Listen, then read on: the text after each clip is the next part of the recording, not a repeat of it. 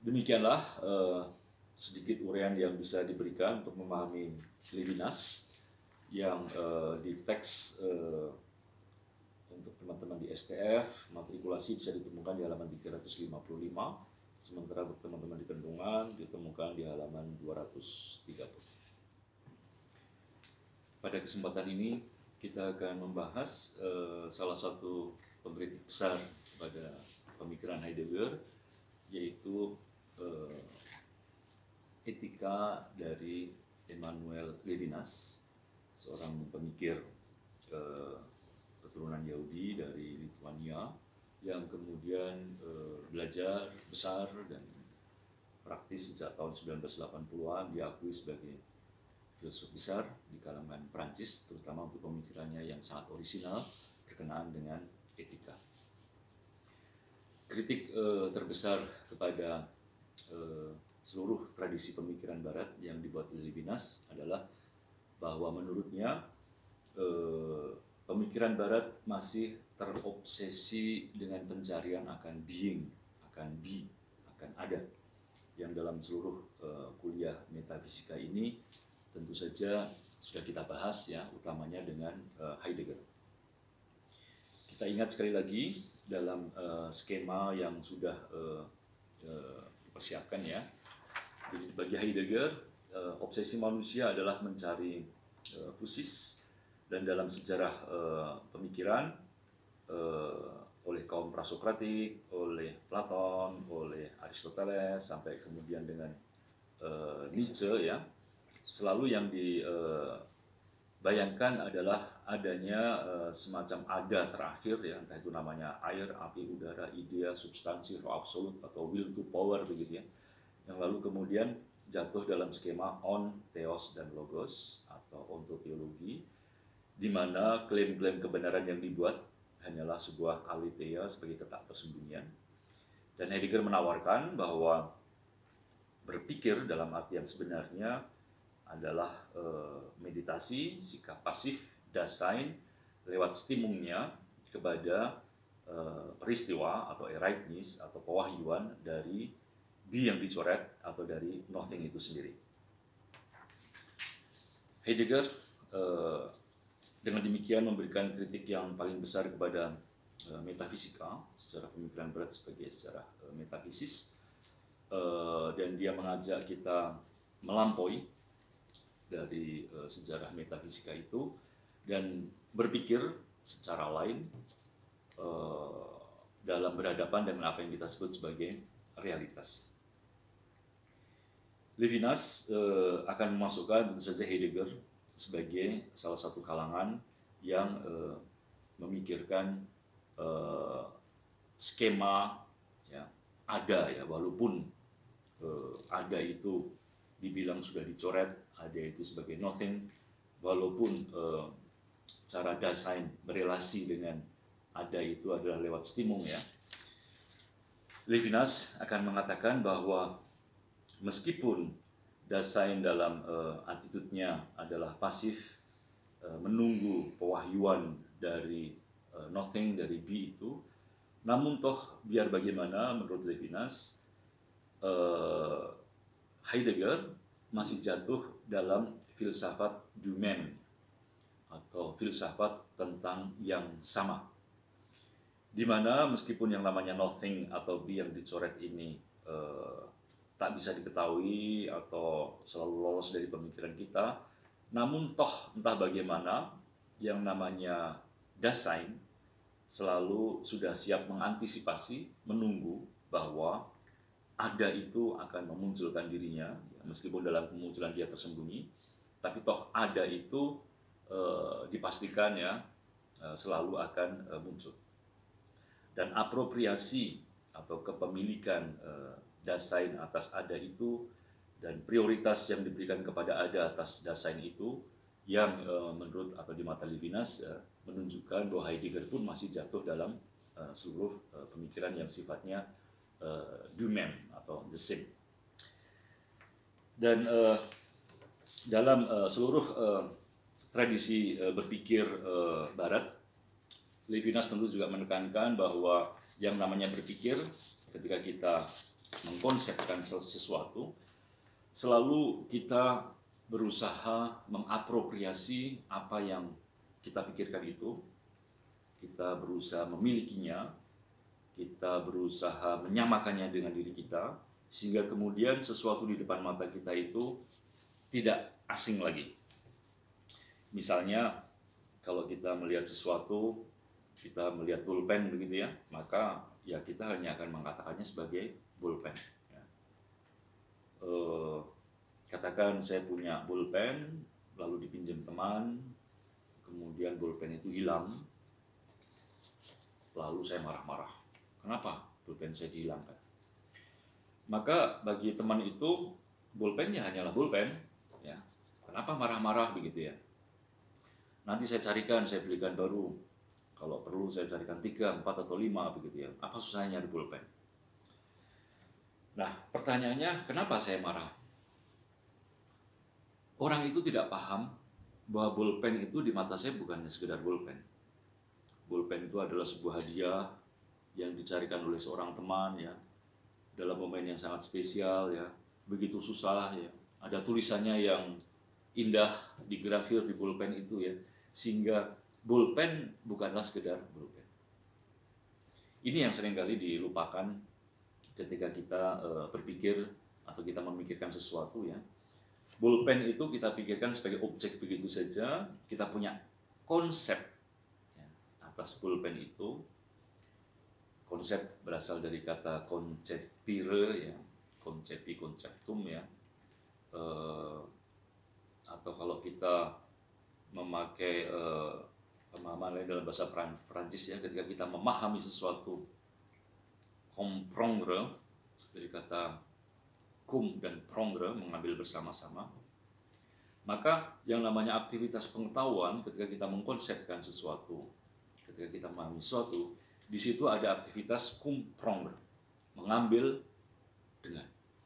Jadi ketika saya mengetahui pulpen, saya itu sedang mengambil pulpen itu dari keberasingannya, dari sifatnya yang sama sekali alter, dari sifatnya yang sama sekali other, sifatnya yang sama sekali autre. Maka seluruh sejarah pemikiran Barat menurut Levinas masih jatuh dalam skema itu, yaitu ketika mengetahui objek, kita selalu berusaha mencerabut objek itu dari keberasingannya dan kita samakan dengan diri kita. Maka seluruh sejarah filsafat adalah sejarah apropriasi dari being, dari ada, lewat pengetahuan. Mengetahui berarti mengkonsepkan tentang ada, dan dalam aktivitas itu yang hilang adalah l'autre atau keberlainan atau yang lain. Bagaimana kita bisa keluar dari situasi itu? Maka Levinas mengajukan ya dalam bukunya L'Éthique comme philosophie première, ya, etika sebagai filsafat pertama.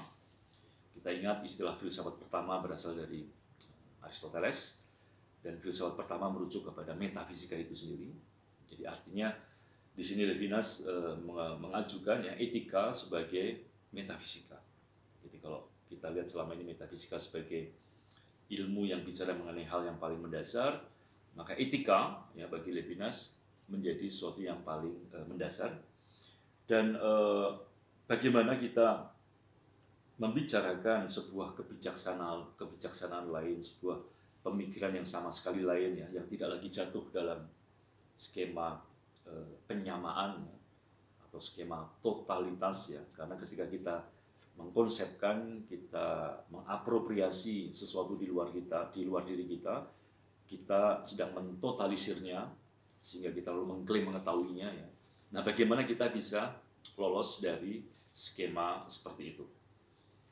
Maka Levinas akan kembali kepada konsep intensionalitas dari Husserl ya.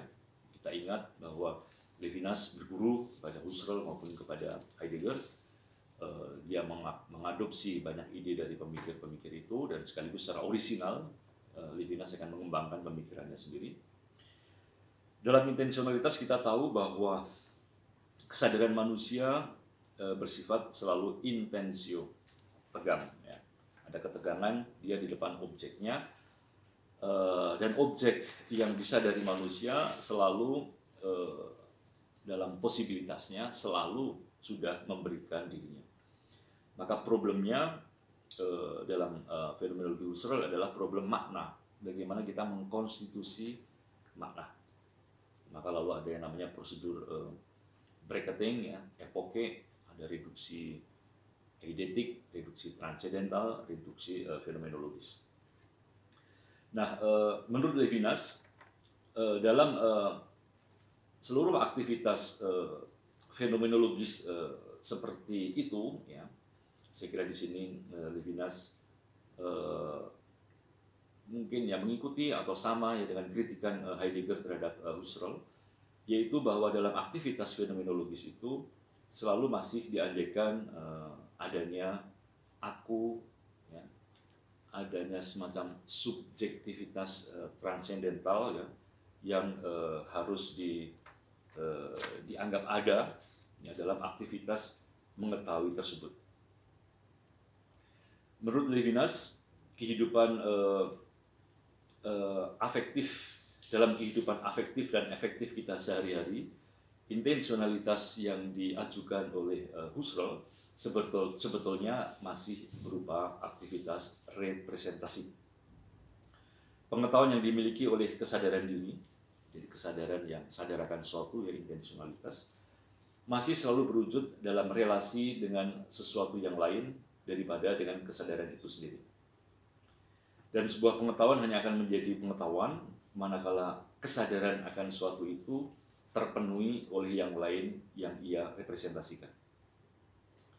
Masalahnya, menurut Levinas, reduksi transendental yang menunda semua penilaian terhadap dunia, namun tidak pernah menunda kesadaran itu sendiri, kesadaran yang sadar akan sesuatu itu, kesadaran yang adalah semacam aku absolut, tetap bertahan dalam fakta bahwa dia mendasarkan diri pada sebuah postulat akan diri, akan aku yang absolut.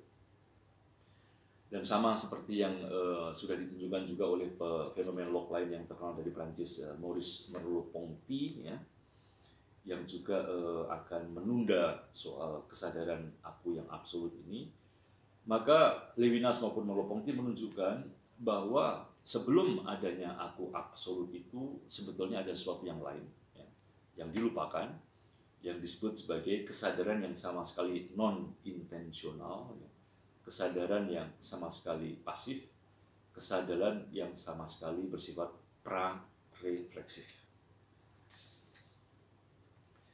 Dengan demikian, sebelum kita berbicara mengenai kesadaran diri yang konstitutif, ya, seperti dalam fenomenologi, ya, manusia yang berusaha memahami gunung misalnya, gunung bagi seorang petani, bagi seorang seniman, bagi seorang ahli vulkanologi, ya, tentu ada macam-macam pandangan dan mereka harus lewat reduksi harus mengkonstitusi makna.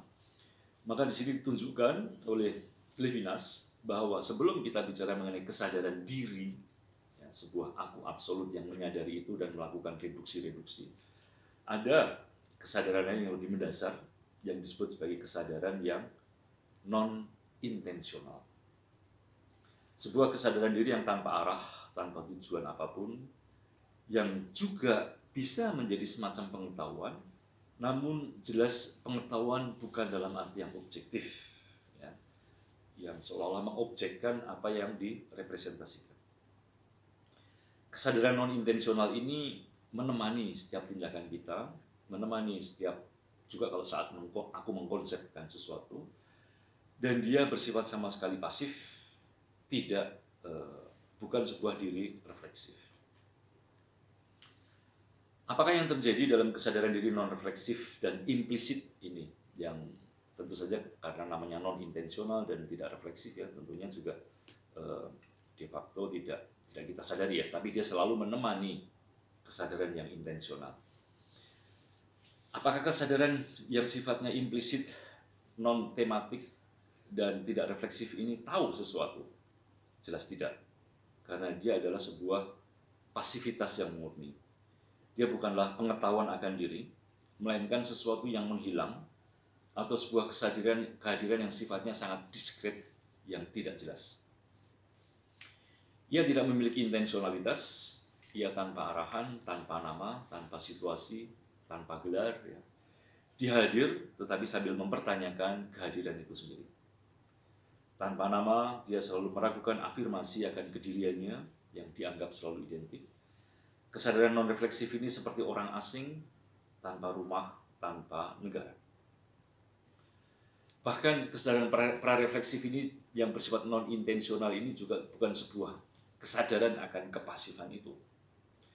Ia pasif bukan karena diperlawankan dengan yang aktif, sehingga bisa diobjekkan dan dipahami. Bukan demikian. Ia pasif karena dari awalnya memang begitu. Dalam tafsiran saya pribadi, saya bukan spesialis Levinas, tapi saya berusaha membaca, memahami ya. Dengan segala uraian itu, Levinas hendak mencari titik bijak cara berpikir yang sama sekali baru, yang tidak bertitik tolak dari ego, subjek ya. Meskipun Heidegger kita tahu sudah menghilangkan ego, dia ganti dengan Dasein ya, yang mana logos bukan lagi atribut yang paling penting ya, karena dia meditatif, dia pasif di depan be yang dicoret atau nothing.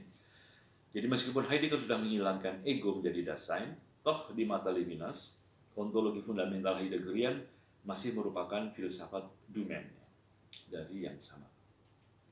Dan untuk memulai sebuah cara berpikir yang baru, Levinas selalu bertitik tolak dari penemuannya tentang kesadaran pra-refleksif yang ciri utamanya adalah pasif.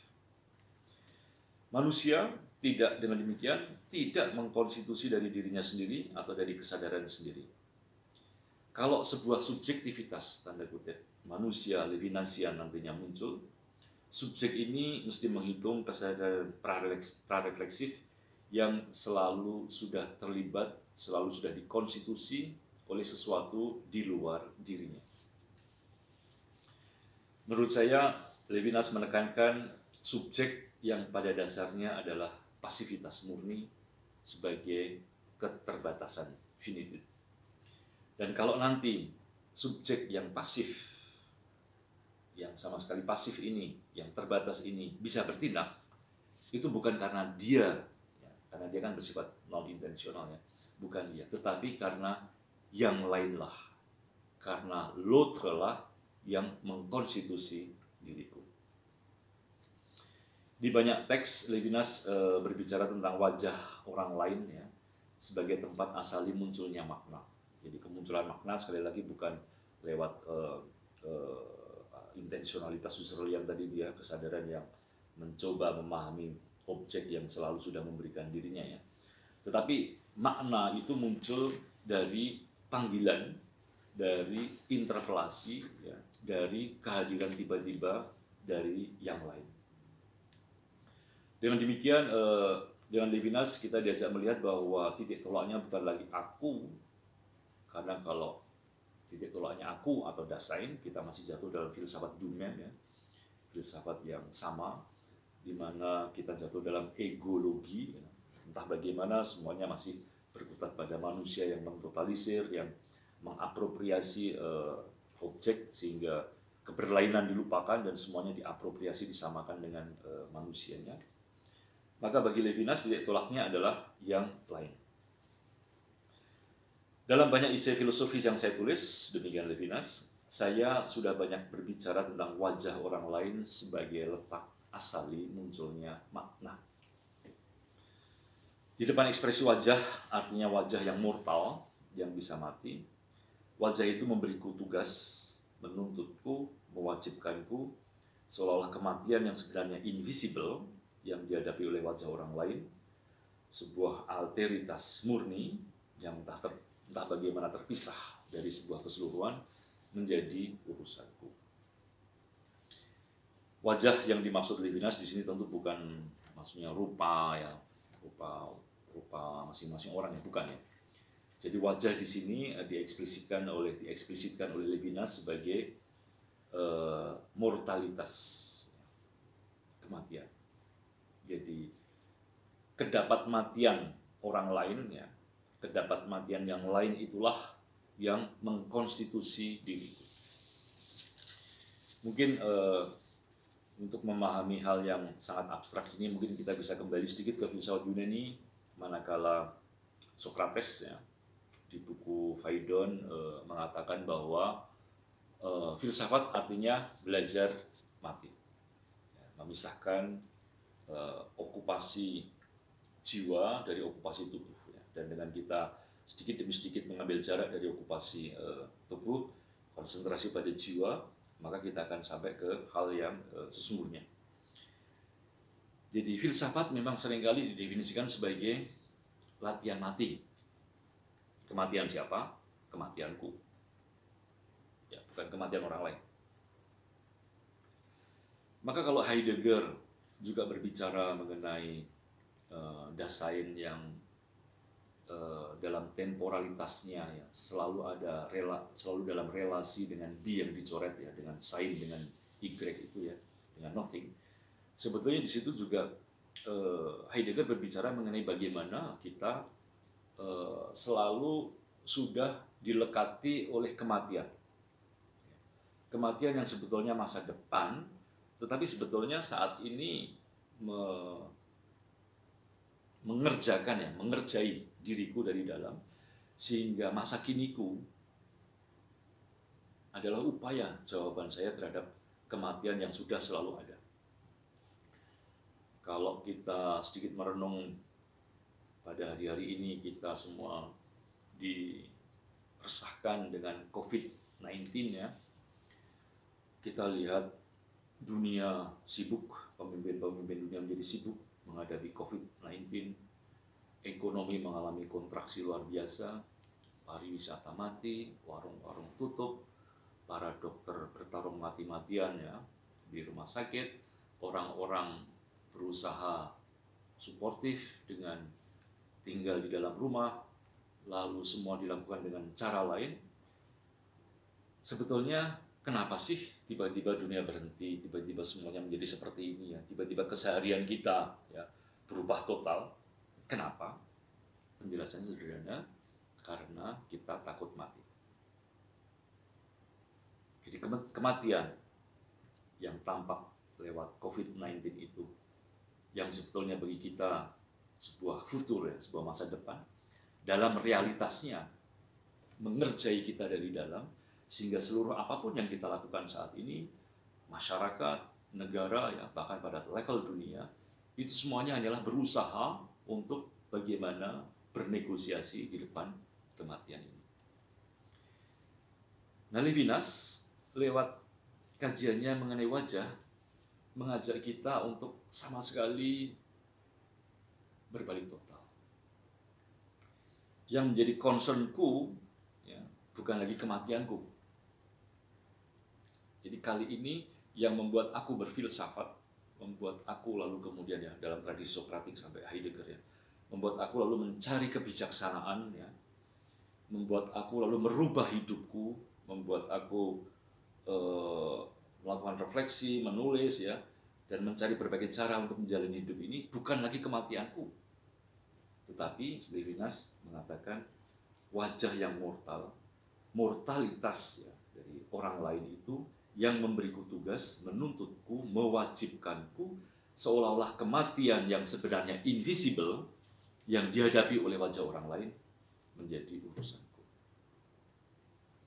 Jadi kebijaksanaan filsafat dimulai bukan dari concernku atau obsesiku, perhatianku pada kematianku, melainkan kita mulai berfilsafat, yaitu utamanya dalam Levinas mulai beretika, ya, menjalankan hal-hal etis, karena irupsi, karena interpelasi, karena panggilan dari wajah kematian orang lain. Kematian orang lain membuatku mempertanyakan, mempersoalkan diriku. Seolah pada kematian invisible yang dihadapi orang lain, seandainya saat itu saya indifferent, seandainya saat itu saya tidak peduli, saya juga terlibat. Dan seolah bahkan sebelum saya mestinya mengingat diri saya sendiri, saya harus memberi jawaban atas kematian orang lain itu. Dan untuk tidak membiarkan yang lain dalam kesendiriannya yang mematikan. Tanggung jawab terhadap orang lain, pertama-tama dari wajahnya yang telanjang. Tanggung jawab yang melampaui dari apa yang mungkin atau tidak. yang mungkin atau tidak mungkin saya lakukan terhadap orang lain, dan melampaui apapun yang mungkin menjadi tindakanku, seolah-olah diriku terpampang hanya untuk orang yang sebelum diriku menjadi sesuatu untuk diriku sendiri. Tanggung jawab seorang Sandra bahkan sampai menjadikan diri pengganti, substitut bagi orang lain. Subjektivitas yang menundukkan diri tanpa batas. Jadi dalam Levinas, akhirnya l'autre, yang lainlah, dalam relasinya yang etis tapi asimetris kepada manusia, yang utamanya adalah sebuah kesadaran pasif, kesadaran non-intensional. Inilah yang menjadi skema besar ya dari kebijaksanaan yang ditawarkan oleh Levinas ya, di mana l'autre ini, yang lain ini sifatnya sungguh-sungguh beyond. Dia tidak bisa kita tundukkan, tidak bisa kita konsepkan, tidak bisa kita jadikan pengetahuan diri kita. Maka dalam arti ini Levinas sungguh-sungguh mengajak kita kembali ke metafisika ya, dalam artinya yang paling dipahami oleh banyak orang, yaitu kajian mengenai hal-hal yang sifatnya beyond. Karena yang alter, yang lain memang sungguh-sungguh lain. Dia tidak bisa ditundukkan dalam pemikiranku. Bahkan relasinya dikatakan bersifat asimetris karena aku menjadi Sandra. Bahkan aku bisa menjadi pengganti, menjadi Sandra untuk mortalitas dari orang lain. Sebuah subjektivitas yang menundukkan diri tanpa batas. Jadi itulah tawaran etika dari Levinas ya, di mana sekali lagi yang paling dasar bukanlah persoalan konsep, persoalan pengetahuan ya, tapi yang paling dasar adalah menunjukkan relasi etisku ya dengan kedapatmatian orang lain, di mana di situ saya secara sepenuhnya pasif, atau di situ kalau ada subjektivitas, disitulah subjekku terbentuk ya, dalam reaksiku melakukan atau bertindak secara etis pada panggilan kedapatmatian orang lain.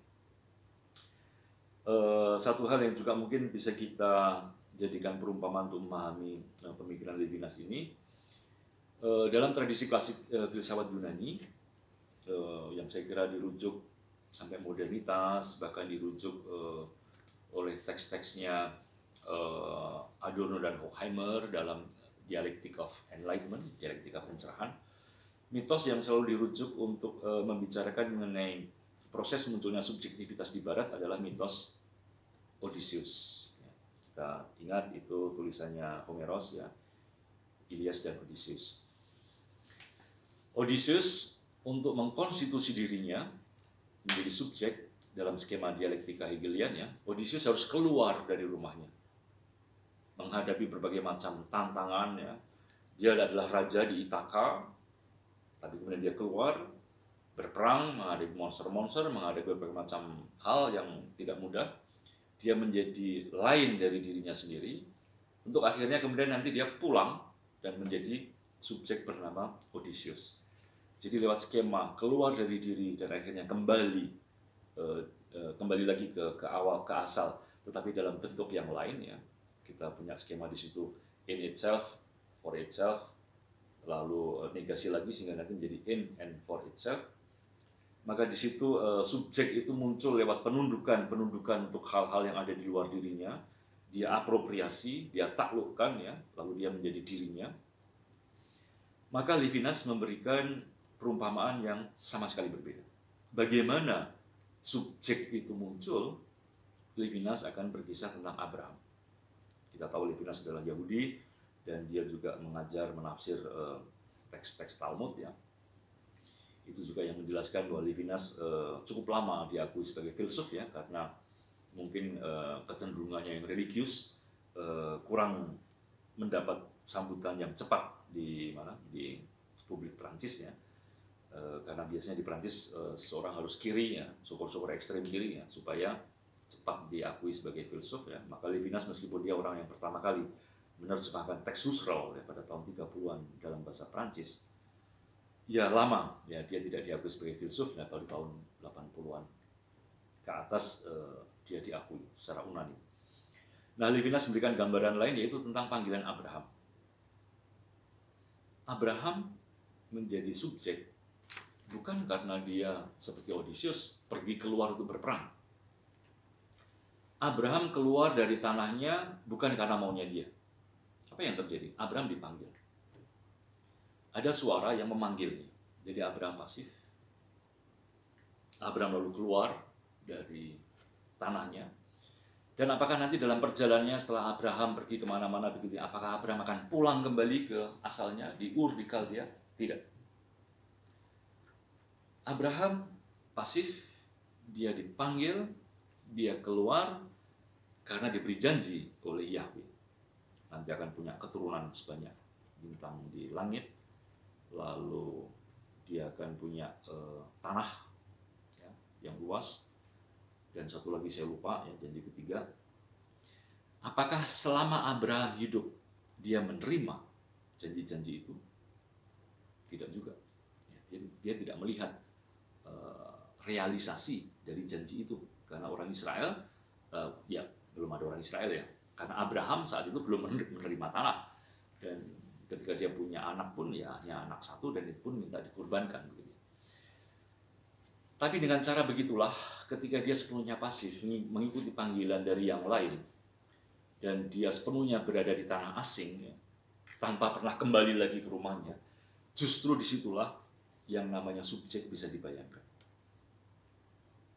Jadi konstitusi Abraham sebagai Abraham, ya, yang dikenal dalam tradisi sebagai bapak orang beriman, ya, itu muncul bukan lewat penaklukan seperti Odysseus, bukan, tapi justru lewat ketersediaannya yang total pasif untuk mengikuti sesuatu yang lain ya, yang sama sekali tidak bisa diapropriasi. Dan dengan demikian ketika manusia menjalankan etika seperti yang dalam pandangannya Levinas, maka seperti Abraham juga subjek itu terkonstitusi sebagai demikian dalam seluruh pasivitasnya karena dia adalah yang terpilih.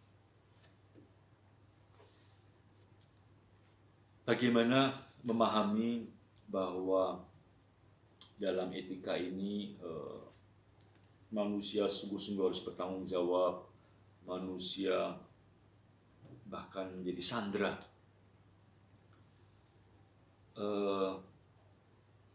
Ada kisah lain yang mungkin bisa diungkapkan untuk memahami bahwa relasi etis ini memang bukan sekedar kalkulasi pikiran saya, tetapi dalam relasi etis biasanya memang karena kita seolah-olah sungguh-sungguh menjadi sandera di situ. Ada suatu kisah di mana Levinas diundang oleh para teolog pembebasan.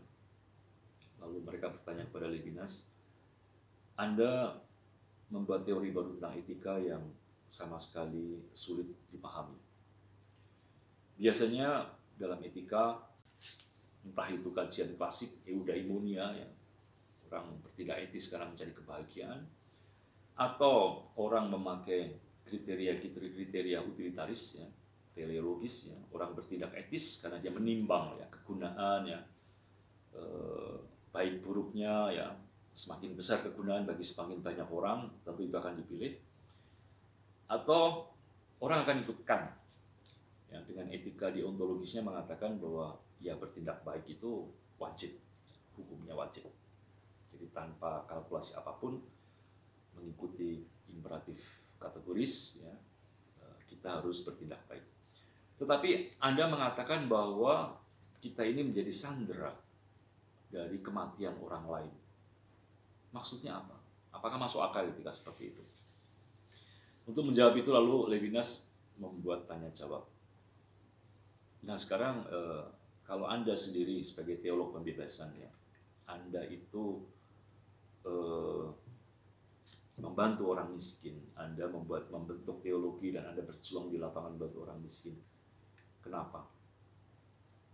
Ya, karena orang miskin ini menjadi miskin bukan karena mereka malas, bukan karena mereka bodoh, tetapi karena ada struktur yang menindas. Oke. Mengapa kalau ada struktur yang menindas lalu Anda tetap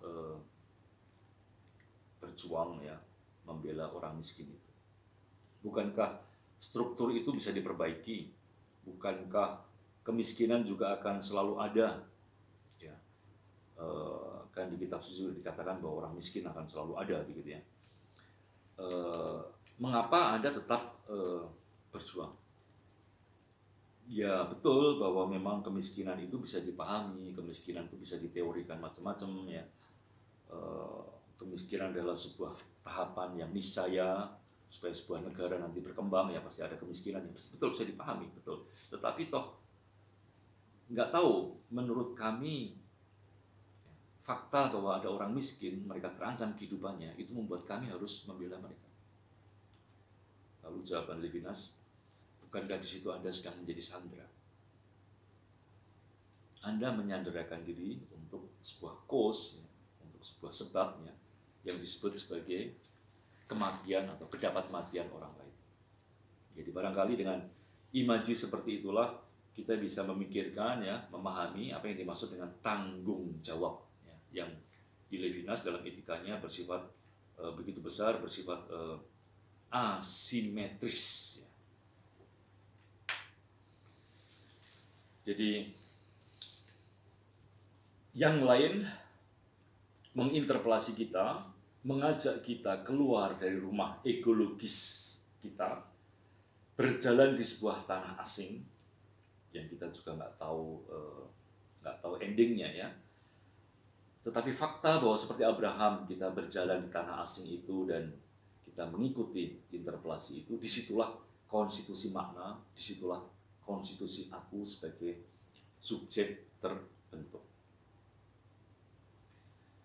Aku bertanggung jawab untuk wajah orang lain menjadi sandranya, artinya aku tidak bisa meninggalkan orang lain. Kalau ada orang tidak peduli, artinya dia memutuskan untuk tidak bertanggung jawab, memutuskan menolak panggilan, memutuskan menolak transendensi, ya, dan memutuskan untuk tetap tinggal di rumah egologisnya. Dengan demikian bagi Levinas, kata ontologi bermakna buruk, ya, on, be, being, ya, karena itu membuat orang kembali ke elemen, ke yang sama. Dan Levinas merestorasi kata metafisika. Di matanya metafisika merujuk pada sesuatu yang benar-benar beyond, ya, yang meta dalam arti yang beyond, yang mengajak kita keluar tanpa kembali lagi ke kita. Merujuk pada sesuatu yang benar-benar transenden, dan bukan pura-pura transenden, tapi kemudian kembali lagi ke kita, begitu ya. Metafisika adalah relasi etis, sebuah hasrat keluar yang terarah pada sesuatu yang absolutely other, yang tidak bisa ditundukkan pada pemahaman yang bersifat egologis. Ini adalah sebuah relasi yang sifatnya mendasar, yang tidak bisa distrukturkan secara sadar. Relasi etis bagi Levinas bukanlah sebuah relasi yang sadar, yang ada strukturnya, yang ada mediasi konseptualnya, ya.